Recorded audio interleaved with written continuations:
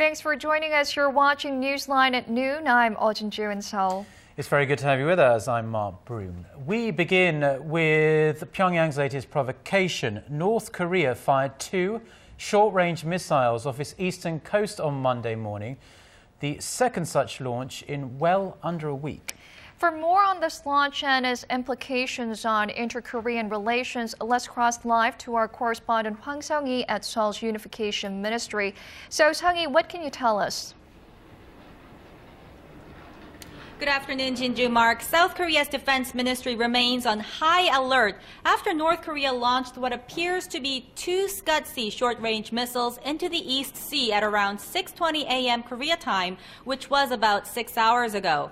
The ministry says the missiles flew about 500 kilometers, a distance which means it can hit targets in South Korea and Japan. Now, the launch comes just days after the North launched 4 short-range missiles from the same location. Now, such launches of short-range missiles by Pyongyang are a common part of its regular military drills, but Seoul sees the latest string of launches as an intentional provocation in protest against the annual joint military exercises between South Korea and the U.S. North Korea opposes such exercises, and every year the drills routinely spark tensions among the 3 countries. So, Sung-hee, could this latest launch set inter-Korean relations back a bit? There were signs of thawing ties in recent weeks. Well, among North Korea watchers, these kind of launches are considered low-degree provocation compared to last year's saber-rattling from Pyongyang, which included threats of nuclear war against Seoul and Washington. But like you said, Jinju, this comes amid relatively amicable inter-Korean ties, and also just a week after the 2 Koreas wrapped up a successful reunion event for war-separated families. It seems North Korea has either taken a step back or is trying to build its ground before entering another round of negotiations with the South. Now, just last week, the regime released a video clip of South Korean missionary Kim Jongun, who has been detained in the North since October but refuses to reply to Seoul's offer to discuss the issue. Now, this as the regime decided to free Australian missionary John Short, who was arrested last month. The Korean Central News Agency reported Monday that the North Korean government decided to expel Mr. Short thanks to the tolerance of its law and in consideration of his age. It said the 75-year-old Australian committed a criminal act by secretly spreading his Bible tracts around a Buddhist temple in Pyongyang. Also, the North remains tight-lipped on South Korea's offer made last week to hold working-level talks for sending aid to the regime to counter an outbreak of foot-and-mouth disease in pigs there. The Unification Ministry says the Koreas will meet for Red Cross talks in the coming days, as agreed by the 2 sides at their previous meeting. And although the exact date of the talks remain undecided, experts say the South will most likely make an offer sometime this week. Guys? Well, it looks like we're just going to have to wait and see what happens, doesn't it, really? Yeah. Yes. Well, that was our Sung-hee reporting there. Thanks very much. That was our Hwang Sung-hee reporting from the Unification Ministry in Seoul on the latest developments there out of North Korea. Now, moving on, President Park says her vision of a unified Korea will go beyond overcoming division to creating a new future for the peninsula, Northeast Asia, and the world. Speaking at the Asian Leadership Conference in Seoul Monday, the president said there would be no fear of war or nuclear threats in the unified Korea, but freedom and peace which Koreans can enjoy. President Park then reaffirmed her recently announced commitment to set up a presidential preparatory committee for reunification. She also talked about her so-called Eurasia Initiative, which would logistically link the continent to bring about regional prosperity and encourage North Korea to open up its borders. Red Cross representatives of North Korea and Japan have started their working-level talks in northeastern China on this Monday. Government officials from the 2 sides who are also taking part in the meeting are likely to discuss the possible repatriation of Japanese nationals abducted by the North. Our Connie Kim reports. North Korea and Japan kicked off their Red Cross talks Monday morning in the northeastern Chinese city of Shenyang, the first such meeting since Prime Minister Shinzo Abe took office in late 2012. The 3-day talks will focus on the repatriation of the remains of Japanese nationals who died in North Korea during World War II. The discussions proposed by the North will be led by Ri Ho-rim, Secretary General of the North's Red Cross Society, and Osamu Tasaka, Director General of the International Department at the Japanese Red Cross. Also, with top senior diplomats from both foreign ministries attending the Red Cross meeting, there is speculation Japan wants to talk about Pyongyang repatriating Japanese abductees still alive in the North. The Japanese government lists 17 nationals it believes were abducted by North Korea in the 1970s and 80s. Tokyo, however, suspects Pyongyang may have kidnapped more Japanese nationals. 5 abductees were repatriated to Japan in 2002. Japan has been requesting North Korea reinvestigate where the abductees are, and North Korea is continuing to urge Tokyo to compensate for the suffering of the Korean people during Japan's brutal colonization of the Korean peninsula in the early to mid-20th century. The Japanese government will address current outstanding bilateral issues, including the abduction of Japanese nationals, and will attempt to bring a proactive attitude out of North Korea. In what could be a first step toward resuming full-blown official discussions between North Korea and Japan, eyes are focused on whether the Red Cross meetings will lead to formal bilateral talks between the two governments. Back in 2012, the first government-level meeting between the two countries was held in 4 years after similar Red Cross discussions, but follow-up talks were scrapped after North Korea launched a long-range rocket. Connie Kim, Arirang News. Now, there's been a political announcement that changes the nation's political landscape very significantly. The leaders of Korea's two opposition parties on Sunday announced plans to launch a new party that they say will be up and running ahead of local elections in June. Park Ji-won reports. Following the surprise merger plan announced by the two leaders of main opposition blocs, Democratic Party leader Kim Han-gil and An Chol-soo of the New Political Vision Party will start touring the nation from Wednesday to prepare the groundwork for the new party. Both agreed to complete necessary procedures of forming the new party before the June local elections by jointly setting up a preparatory committee comprised of 5 members from each party. Both parties aim to push ahead for the creation of the new united party as soon as possible and to achieve a transfer of power in the presidential election in 2017. They said the new party will not nominate candidates for local council and ward elections in the upcoming June elections, such as municipal council elections and local district council elections. The major party's nomination for local council member elections has long been considered a source of corruption and bribes. We decided not to nominate candidates for local wards and local council member elections in the June elections. This decision has been made after pondering what choices would be necessary to achieve the transfer of government in 2017. The new party will focus on the livelihoods of the people and on establishing a fairer economic system, along with a focus on launching further investigations into the spy agencies meddling in the 2012 presidential election. However, political insiders say they expect some friction during the merger process.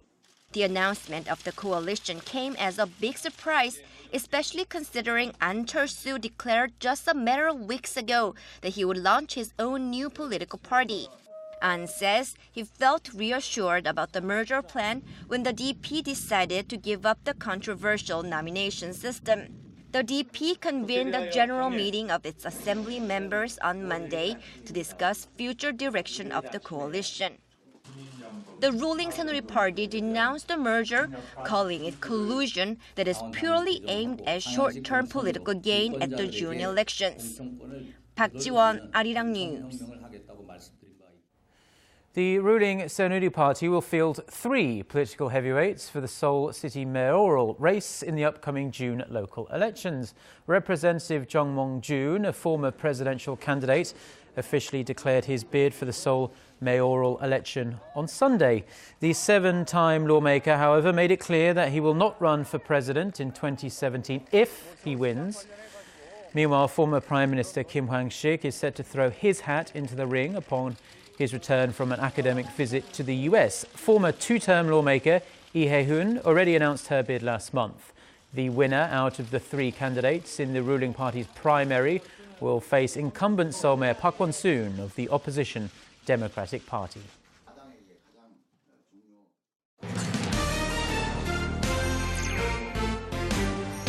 Stay up to date on the latest news out of Korea. Connecting to our team of reporters about the issues that matter to Korea. On air, on your mobile, online. Find out more about Korea on NEWSLINE at Noon with Mark Broom and Jin-ju.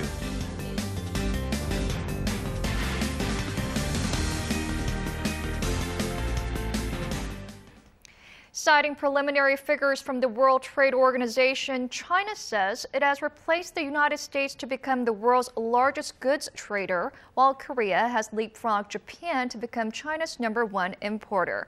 Arirang News' Na Hyun-kyung has the details. Korea became the #1 contributor to China's import market for the first time in 2013.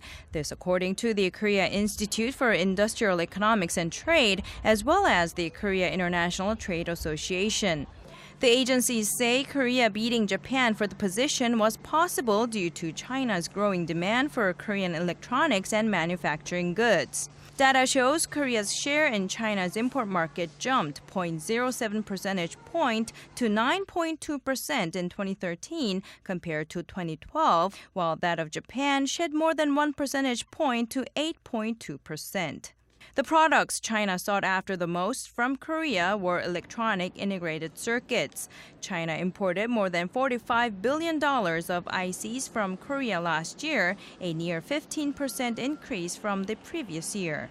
Analysts in Seoul, however, warn because China is attempting to boost its domestic demand, Korea should also come up with ways to accommodate Beijing's changing growth paradigm.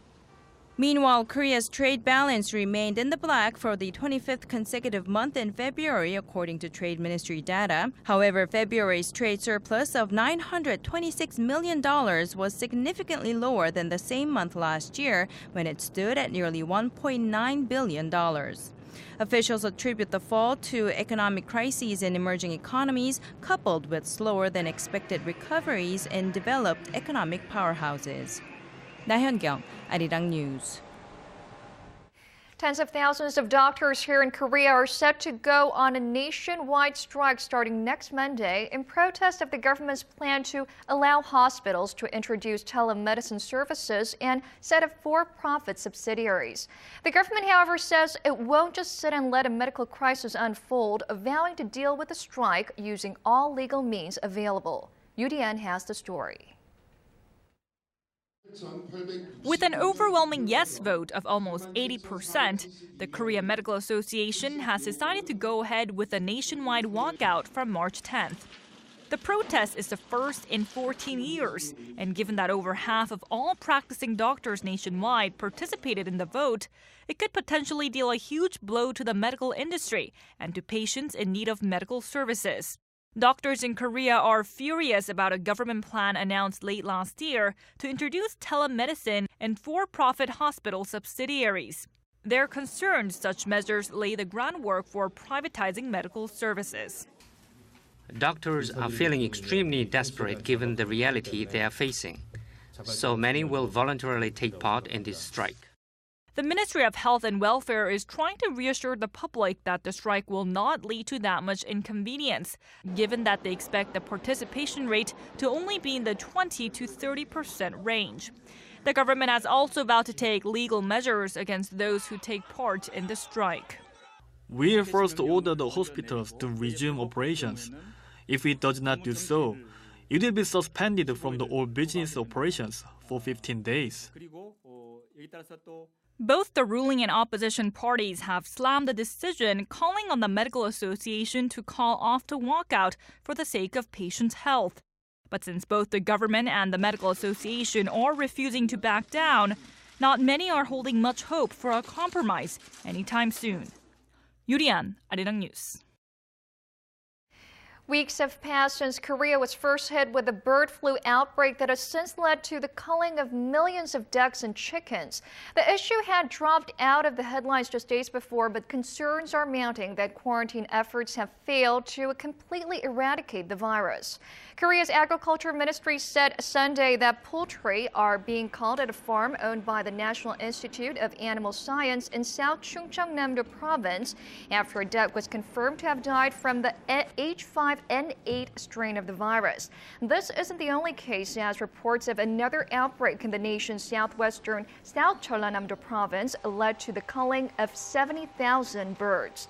The total number of birds destroyed from this year's outbreak now stands at above 6.5 million. Two cities in the U.S. state of California are using the NEWSLINE name in newly adopted resolutions on Korean issues. Korea calls the body of water between itself and Japan East Sea, while Japan uses the name Sea of Japan. The two resolutions adopted Sunday by the city governments of Dinuba and Reedley commemorate Korea's March 1st Independence Movement Day. The resolutions also pay tribute to the early Koreans who immigrated to the city, saying they contributed a great deal to the city's economic growth. Dinuba and Reedley were some of the first Koreans in the United States settled and were the base of an overseas anti-Japan movement. The animated Disney film Frozen has exceeded the 10 million viewer mark as of Sunday in local theatres. This, according to the Korea Film Council. The movie has been perched atop of the box office chart since its release in January and has become the most viewed animation ever in Korea.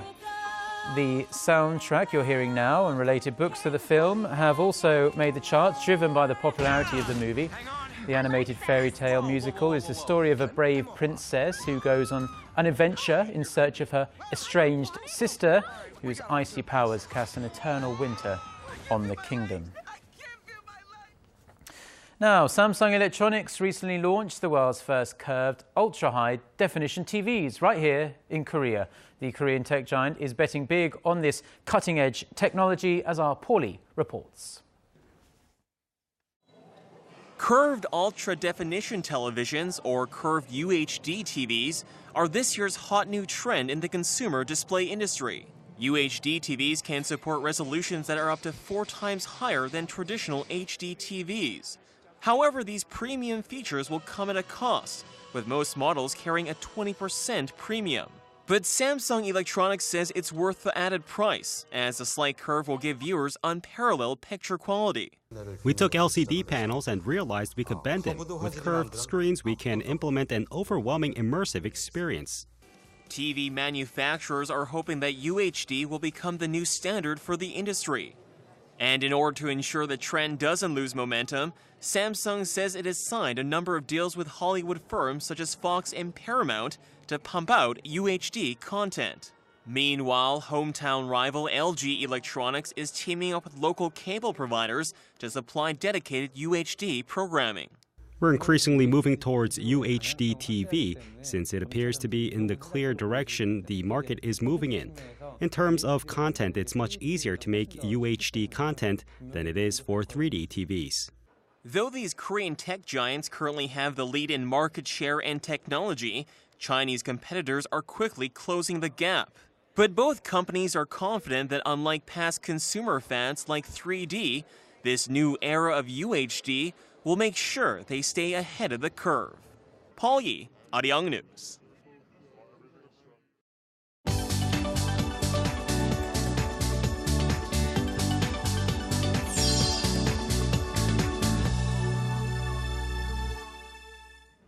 Good day, I'm Eunice Kim, and here are your headlines from around the world. China is still in a state of shock after a group of attackers wielding knives launched a horrific attack at a railway station in the southwestern city of Kunming that left at least 29 people dead and 130 wounded.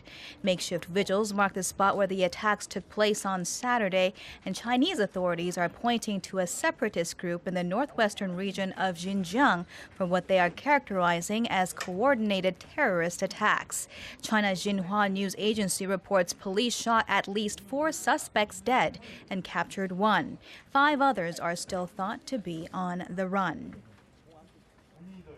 Meanwhile, China's Communist Party leadership will gather at the Great Hall of the People in Beijing on this Monday to launch the annual session of the National Political Advisory Body.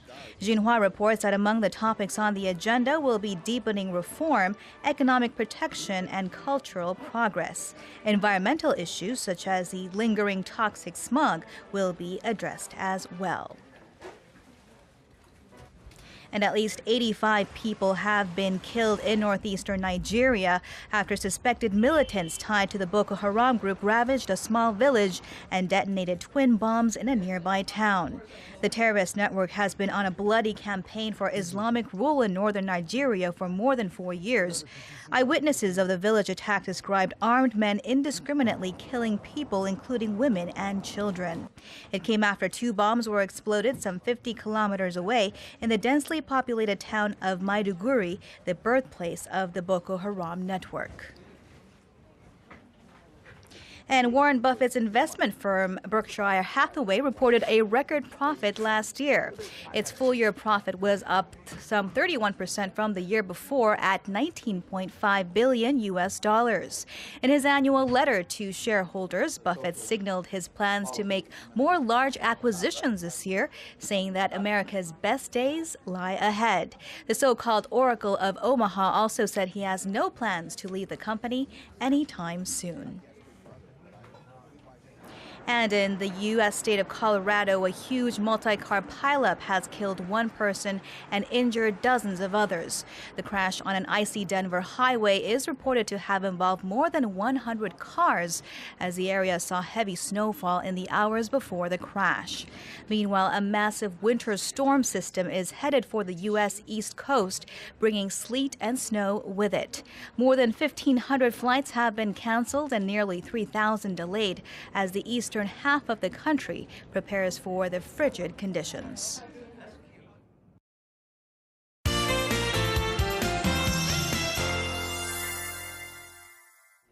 Good afternoon. Well, it will be slightly milder today with highs rising into the double digits in most regions. Also, there is really nothing but sunshine across the country for the afternoon, creating nice conditions to be outdoor. And the good news is that we don't need a dust mask today because the air quality in the entire nation will be moderate to good. So let's go out and enjoy the nice weather condition while we can, because tomorrow things will change a bit. We have rain in store in the southern parts of the country. It will start from Jeju Island and then spread to other areas. And sudden cold spell will sweep the peninsula as we head into the midweek, dragging down the top temperatures to just above 5 degrees Celsius here in the capital. So keep that in mind, and here are the readings for today. The afternoon high in Seoul will rise to 11. Gwangju will get up to 14, while Daegu and Busan will top out at 12 under lots of sunshine. Now for other regions, it looks like Jeju and Daejeon will climb up to 12, but the top temperature among Gyeongbuk will be at -1. Well, that's all for me today, and back to you guys in the studio. And those are the stories we're following at this hour. Join us again for more updates on the day's headlines on our next newscast at 2 p.m. Korea time. And Jinju and I will be back again at the same time tomorrow. Until then, goodbye.